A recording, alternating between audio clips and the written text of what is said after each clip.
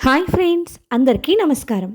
మాఘమాసం రెండవ రోజు కథ. మాఘమాసం రెండవ రోజున గంగాదేవి కృపను మనము చూద్దాం.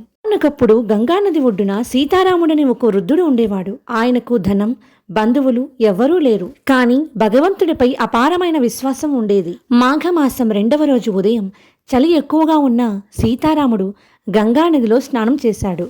స్నానం చేస్తూ ఇలా ప్రార్థించాడు: అమ్మ గంగాదేవి, నాకు సంపదలు అక్కర్లేదు, నా మనసులో భక్తి ఎప్పటికీ నిలిచిపోవాలి అని ప్రార్థించాడు.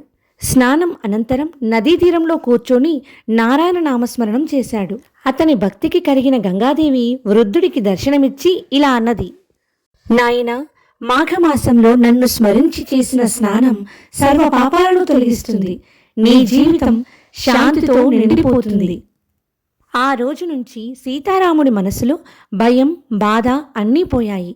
భక్తి, ఆనందం మాత్రమే మిగిలాయి. ఈ కథ మనకు చెప్పే సందేశం: మాఘమాసంలో నదీ స్నానం మహాపుణ్యం. గంగాదేవి కృప భక్తులపై ఎప్పుడూ ఉంటుంది.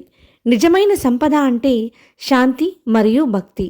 మాఘమాసం రెండవ రోజున ఆచరించవలసిన నియమం: ఉదయాన్నే స్నానం చేయడం, గంగాదేవి లేదా విష్ణునామస్మరణ చేయడం, నీటి పాత్ర దగ్గర కానీ లేదా గంగానదిలో కానీ దీపాలను వెలిగించి అమ్మవారిని ప్రార్థించడం.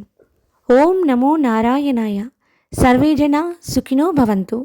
మరిన్ని భక్తి సమాచారాల కోసం మన ఛానల్ని సబ్స్క్రైబ్ చేయండి, లైక్ చేయండి, షేర్ చేయండి. Thank you for watching.